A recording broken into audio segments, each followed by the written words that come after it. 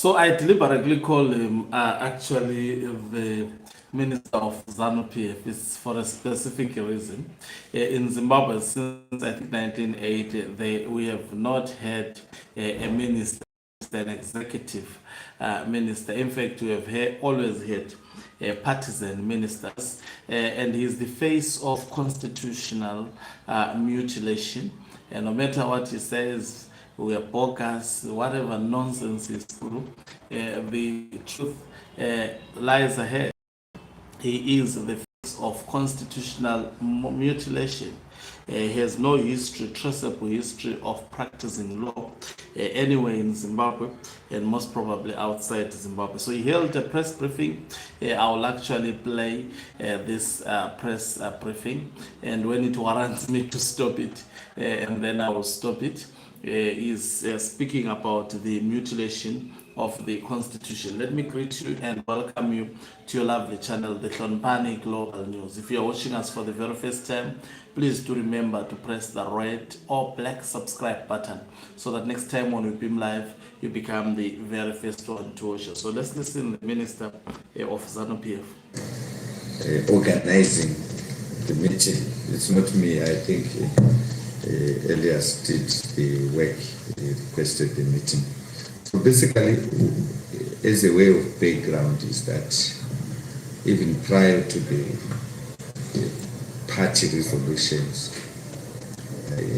last year, the last session of Parliament, you recall that when we were amending the Electoral Act, a lot of issues came up when we were debating the Electoral Act, Amendment Act, where certain issues to deal with the voters' roll became topical in the National Assembly.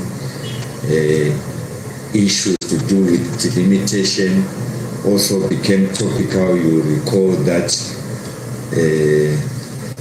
were it not for the constitutional requirement that ZEC can proceed, the National Assembly, I think they had not given its nod to the delimitation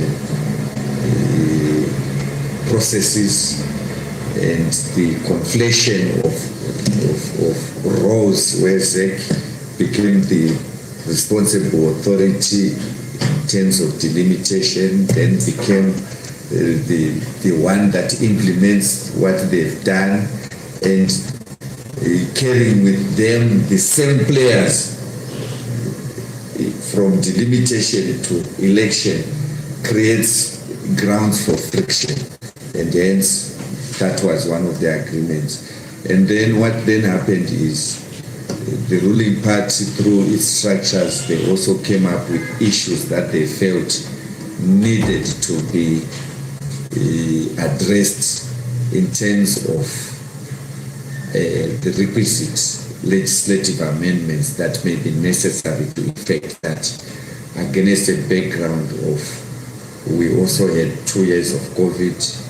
We had a developmental trajectory where we have a mantra that we must build our own country on the basis of our own agreement, not on the basis of what we are told by foreigners. The ruling party, in its wisdom, then directed the party and government to institute those necessary amendments to the Constitution. Having given that background, what I decided to do for your benefit is to crystallize my remarks in a statement which I can then circulate, and then you'll be able not to rely on recordings but on what we prepared, so that you can then use that. So I will read that. I'm profoundly grateful for this opportunity to engage with you on the profound motivations and substance content of the Constitution of Zimbabwe, Amendment number 3 Bill 2026, a visionary legislative instrument approved by Cabinet on 10 February and gazetted by the Speaker of the National Assembly this past Monday, thereby inaugurating a robust 90-day period of public consultations commencing on Tuesday, 17 February. This dialogue is not merely an exchange of information, it is a clarion call for collective stewardship of our nation's constitutional destiny.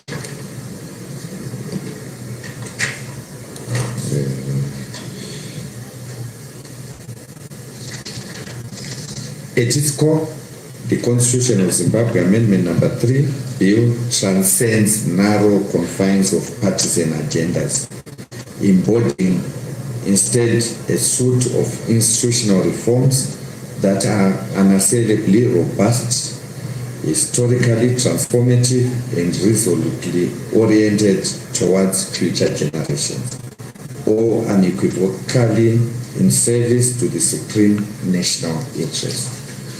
The bill stands as a cohesive, meticulously evidence-based antidote to the entrenched governance impediments that have afflicted Zimbabwe for over 3 decades. Critically informed by judicial precedents, resonant societal aspirations, and illuminating comparative experiences across Africa. So we find out that in the bill we looked at experiences in other countries. We also looked at some of the judgments that were passed to help us come up with a clear path, and also our experiences as a nation. In targeted and resolute fashion, the bill seeks the eradication of the pernicious barriers that have undermined our governance framework since the introduction of direct presidential elections in 1990, which were sent from 2000 onwards. These include the recurrent spectra of disputed electoral conduct and outcomes, the insidious cycles of perpetual electioneering that diverts precious resources from policy execution and developmental imperatives, most notably infrastructural advancements, and the corrosive triad of corruption, inefficiency, and societal polarization. Such maladies have exerted a staggering toll, with estimates from authoritative bodies like the World Bank, IMF, Africa Union, and SADC chronicling a loss of US 150 to 200 billion in unrealized potential between the year 2000 and 2023. It is imperative that we confront and correct this legacy of stagnation with bold, decisive action. Yet,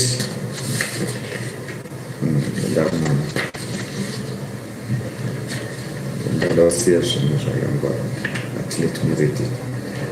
This bill is anchored firmly in the binding judicial wisdom of Max Mpungu versus Minister of Justice, Legal and Parliamentary Affairs, which astutely delineates term length provisions, such as age limits in Section 186, subsection 2, or terms of office in Section 95, subsection 2, which are amenable to amendment by 2/3 parliamentary majority under Section 328, subsection 5.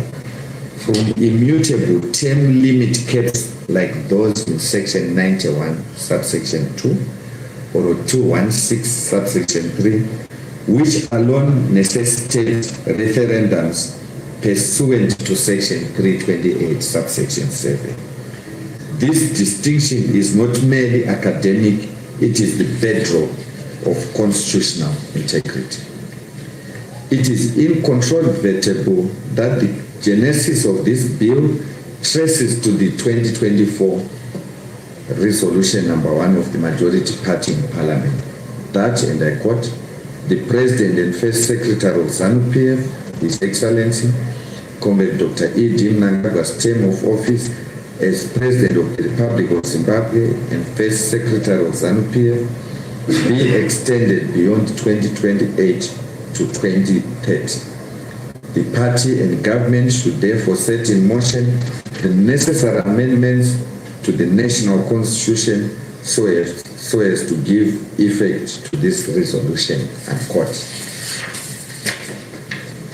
Yet, upon escalation to government, our unwavering focus crystallized on the operative imperative, and I quote, government should set in motion the necessary amendments to the national constitution so as to give effect to this resolution, unquote. This mandate compelled an unyielding commitment to constitutional fidelity above all else. And in this solemn pursuit, we deemed it an absolute imperative to safeguard two cornerstone provisions of the Constitution of Zimbabwe. One, Section 91, subsection 2, and I quote, a person is disqualified for election as president or appointment as vice president if he or she has already held office as president under this Constitution for 2 terms, whether continuous or not, and for the purposes of this subsection, 3 or more years service is deemed to be a full term. Unquote.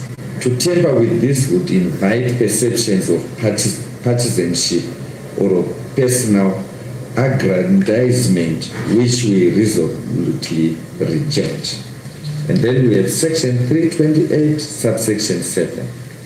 And I quote, an amendment to a term limit provision, the effect of which is to extend the length of time, I want to repeat, the length of time that a person may hold or occupy any public office does not apply in relation to any person who held or occupied that office or an equivalent office at any time before the amendment, unquote. In essence, we elected to uphold the presidential term limit in its entirety, refraining from any alteration to section 91, subsection 2, or any facet of section 328, particularly subsection 7. This principled stance underscores our dedication to enduring democratic reforms. I will explain later what I mean by these sections. Our deliberations were profoundly shaped by the stark realities impending the realization of Vision 2030, which was launched in October 2018, exacerbated by disruptions such as the 2-year setback inflicted by COVID-19 on the National Development Strategy 1, which was launched in October 2020, also compounded by the phenomenal undercurrents of perpetual electioneering, vividly exemplified by the violent demonstrations of January 2019 and July 2020. These exigencies forge an irrefutable case. Zimbabwe's prevailing 5-year election. Now, I just want to explain some of the things before maybe we go further. So this is a political statement issued by Ziyambi, trying to convince his audience why they decided to embark on this constitutional mutilation. Number one reason that this fellow advanced, he says this is meant to actually stop political violence during the elections. Who is actually masterminding politics? Who is doing violence during elections? It is ZANU-PF. We've never had cases whereby opposition political members go and beat up a ZANU-PF member. It has always been ZANU-PF, and we have been convicted for election violence in the past years. It is none other than ZANU-PF members. You will never hear that a ZANU-PF member died. It is always the opposition members that die. So hence, saying this is meant to thwart political toxicity. Political toxicity is as a result of ZANU-PF. You know what they are doing at the moment, what Ziyambi is doing at the moment. This is exactly political toxicity, treating Zimbabweans as if they are fools, treating Zimbabweans as if they don't think. I mean, they are trying to. They are trying to. You know, someone who just wants to rob you, but you see that this person is robbing you. I mean, they are deliberately neglecting Section 95 as actually a provisor for term limit. But it is clear that is where the term limit of a president is actually stipulated in that provisor. But they're saying, and also even the judgment that he is talking about, this person, it shows beyond reasonable doubt that he's a delinquent when it comes to understanding legal issues, and that he has not practiced as a legal personnel, if ever. I think he has the lowest results. His degree has the low, I doubt. I think it's 3.0 pass kind of a law degree, not maybe 2.2 or 2.1 at least, or 1. It's actually a 3. It's pass, the lowest grade at university, because the way he wants to actually the way he wants to convince Zimbabweans with his lies that are so obvious, it is actually, as a lawyer, I think this man has lost dignity, and he will continue to lose dignity. Anyway, let's just listen to this mediocre for a few minutes. I may actually cut it. Cycle is manifestly insufficient to foster the odious infrastructure-centric and delivery-oriented governance essential to Vision 2030, NDS 1 and NDS 2. Since 2000, the short five-year cycle has ensnared our nation in a debilitating perpetual election mode, wherein political actors prioritize rancorous. There is also another point I want to make. I think I will end there, this nonsense. I may bring up live commentaries without necessarily playing this.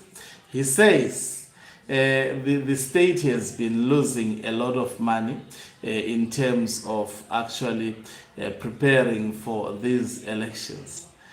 I mean, this is the money that comes from the people. Have people complained about it? The people have not complained about it. In fact, the state has been losing money because ZANU-PF orders its election material using taxpayers' money.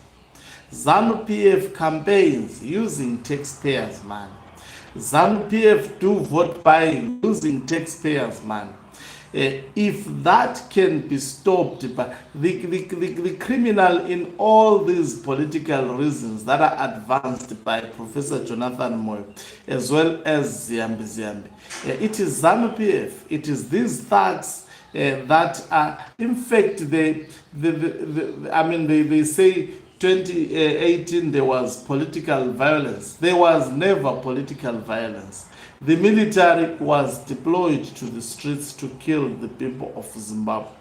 People of Zimbabwe were peacefully demonstrating. Nothing was burnt during that day. No one was killed by the protesters, not even a single person. The people who died in 2019, August 2019, were killed by the soldiers deployed by the military. That is the truth. There is, people were not killed because of the protest. The protests were peaceful. And people, elections in their very nature, they are not violent. Why did people protest? In fact, the protests were peaceful. Why did people protest? because of the behavior of the Zimbabwe Electoral Commission, as well as ZANU-PF conniving to actually fraudulently steal the elections. Mnangagwa has never won elections.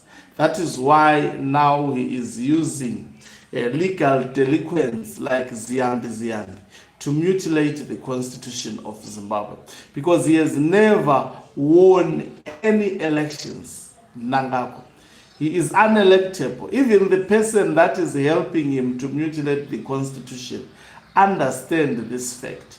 He is on record saying Emerson Tambutso Mnangagwa, defining him as a sex addict, rapist, defining him actually as an unelectable human being. And I wonder what has changed now that this person wants Mnangagwa, I'm talking of Professor Jonathan Moyo, to mutilate the constitution, if it's not political revenge to Emerson Tambutso Mnangagwa. Because what Mnangagwa is attempting to do, I can tell you, they will not succeed. What this Ziyambi, as Blessed Kesa said, he will run. He says, Mucha Manya. This Ziyambi, he will run. It will be smelling his breath all over, because he fails to actually manage his teeth. So, and this, it's an embarrassment to have such kind of a personality masqueraded as a minister of a nation. Thank you very much for watching us. If you are watching us for the very first time, please do remember to press the red or black subscribe button, so that next time when we beam live, you become the very first one to watch us. You can financially support this channel by pressing the join button and be part of our members, or the heartbeat of this channel. You can equally do so by pressing the thanks button and send us